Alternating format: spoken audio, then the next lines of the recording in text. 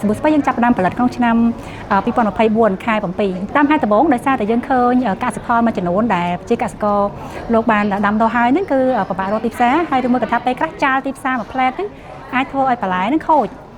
អញ្ចឹងក្នុងនាមខ្ញុំជាសហគ្រិនម្នាក់ជាអ្នកច្នៃកសិផលកន្លងមកផងហើយក៏មើលឃើញថាតើហេតុអីបានយើងត្រូវឲ្យបន្លែស្ពៃឬក៏កសិផលដែលមានតម្លៃឬថាមានប្រយោជន៍ទាំងអស់ហ្នឹងទៅជាបោះចោលអញ្ចឹងក៏យើងចាប់ផ្ដើមសាកល្បង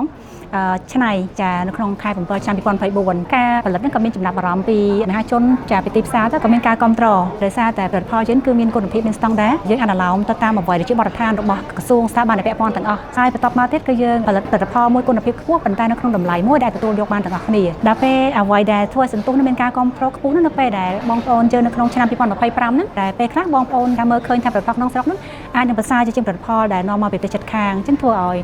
មានការគ្រប់គ្រងនឹងខ្លាំងតែពេលខ្លាំងទៅសន្ទុះដែលយើងផលិតយើងអីនេះក៏ខ្លាំងតាមនឹងដែរហើយខ្ញុំទទួលស្គាល់ថាពីពេលចាប់ផ្ដើមមកដល់បច្ចុប្បន្ននេះគឺកម្រិតខុសគ្នាឆ្ងាយបើយើងគិតថាទៅសាប៊ូស្ពៃដែលយើងចាប់ផ្ដើមផលិតនៅក្នុងឆ្នាំ24បើយើងប្រៀបធៀបមកដល់ឥឡូវហ្នឹងកំណើនអាចចូលចិត្ត10ដងពីដំបូងយើងរានតែ8ម៉ោងដោយការងារទូទៅហើយតែពេលក្រោយមកយើងតម្លើងដូចជា2វេនមិនថា1វេន8ម៉ោង2វេន6 10ម៉ោងចាឥឡូវនេះមកដល់ពេលខ្លះយើង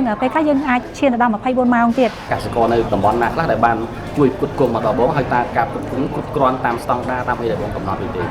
ចាបច្ចុប្បន្ននេះបងធ្វើការជាមួយនឹងកសិករនៅសហគមន៍មាន2នៅខេត្តកពតនៅស្រុកអង្គរជ័យ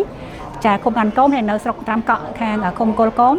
ចាដែលពីសហគមន៍នោះធ្វើការជាមួយបងជាលក្ខណៈ contract farming ហើយនៅពេលម្ដងម្កាលក៏ខ្វះ stock ដែរចាមានថាការដាំដុះនោះក៏អត់គ្រាន់ដែរអញ្ចឹងក្នុងលក្ខខណ្ឌដែលការដាំដុះអត់គ្រាន់បងអាចយកស្ពៃផ្សេងមកជំនួសបានដែរប៉ុន្តែដាច់ខាតទៅស្ពៃដែលដាំនៅក្នុងរោងសំណាញ់ពីព្រោះយើងជៀសវាងនឹងការប្រើពពួកថ្នាំបាញ់សម្រាប់សត្វល្អិតមួយចំនួនដែលអាចប៉ះពាល់ដល់គុណភាពដោយសារថាសមុទ្រស្ពៃយើងត្បិតតែពាក្យថាស្ពៃជាទូទៅគេតែងតែបង្អាប់ថាស្ពៃដែលថាអ្វីដែលថាអន់ពេលជាងគេអញ្ចឹងណាចាប៉ុន្តែគឺប៉ះទៅស្ពៃដែលយើងយកមកផលិតនេះគឺយើងសម្រិតសម្រាំងខ្លាំងណាស់គឺយើងកាត់បន្ថយការប្រើជីហើយនឹងប្រើតែជីធម្មជាតិអញ្ចឹងមិនថាយើងសហការជាមួយកសិករមិនត្រឹមតែថាទិញស្ពៃដែលស្រាប់ទេហើយយើងបានដឹងពីប្រវត្តិនៃការដាំដុះអីទាំងអស់សម្រាប់បងប្អូនកសិករដទៃទៀតដែលចង់ឲ្យយើងជួយដែរនៅពេលខ្លះយើងតម្រូវឲ្យបងប្អូនថែទាំទៅតាមគេហៅតាមស្តង់ដាររបស់ខាងយើងដែរថាខាងពួកយើងផលិតហ្នឹងយើងកំណត់ថាតើឆ្ងាយពីអីគេខ្លះដោយប្រភពផៃទិស័យមួយចំនួនគឺយើងអាចយកមកត្រៀតវាបានឲ្យល្អហើយអញ្ចឹងគឺយើងសុខចិត្តថាយើងមិនយកពីព្រោះសារធាតុរក្សាគុណភាពដែលយើងប្រើគឺយើងប្រើនៅក្នុងកម្រិតអាហារបុគ្គលិកដែលបងនៅក្នុងផ្សាយផលិតកម្មក្នុងក្រុមហ៊ុនចាក់បងមានប៉ុន្មានមកដល់ថ្ងៃនេះយើងមាន225នាក់ចាសុទ្ធតែខ្មែរទាំងអស់ហើយក៏មានបងប្អូនដែលជាពលករត្រឡប់មកពីប្រទេសជិតខាងវិញដែរសន្ទុះដែលកើតឡើងគឺដោយសារតែប្រជាពលរដ្ឋខ្មែរយើងចាប់ផ្ដើមគ្រប់គ្រងផលិតផលក្នុងស្រុកចាបងមានពាក្យពេចន៍អីដែលចង់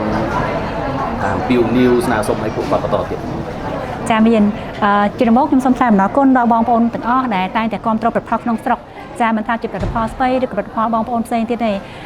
សហគ្រិនយើងមានកម្លាំងចិត្តតស៊ូឧបសគ្គទាំងអស់ជំនះឧបសគ្គទាំងអស់ទៅមុខទៀតដោយសារតែមានការគ្រប់គ្រងចាអញ្ចឹងក៏សូមចាសំណូមពរទៅដល់បងប្អូនទាំងអស់តាក់ទងទៅនឹងថាការផ្ដល់ឱកាសឲ្យផលិតផលក្នុងស្រុកដែលអាចងើបដែលថាឈរទន្ទឹមនឹងផលិតផលទូទៅក្នុងទីផ្សារហ្នឹងវាជាឱកាសមួយដែលផ្ដល់ឲ្យមានភាពរីកចម្រើនដែរចាមានថាការផលិតក្នុងស្រុកសម្រាប់សហគ្រាសខ្លះដែលចាប់ផ្ដើមតែងតែមានការខ្វះខាតចន្លោះមួយចំនួនទេប៉ុន្តែទោះបីយ៉ាងណាក៏ដោយសហគ្រិនក្នុងស្រុកតែងតែមានថាតែងតែយកទឹកចិត្តយកបេះដូងមកធ្វើការងារមួយនេះមានថាយើងមិនមែនតែត្រឹមតែធ្វើអាជីវកម្មឬក៏ផលិតកម្មទេអ្វីដែលយើងធ្វើគឺយើងធ្វើដើម្បីបង្កើតនៅគេថាសក្តានុពលថ្មីមួយនៃការរីកចម្រើនផលិតផលក្នុងស្រុកហើយបងប្អូនគ្រប់គ្រងផលិតផលក្នុងស្រុកស្មើនឹងបងប្អូនគ្រប់គ្រងអនាគតរបស់កូនចៅបងប្អូនដែរដោយសារថាពេលដែលប្រទេសយើងរីកចម្រើនប្រជាជនទាំងអស់ចាហើយនឹងអ្នកចំនួនក្រោយទាំងអស់នឹងមានអនាគតល្អចា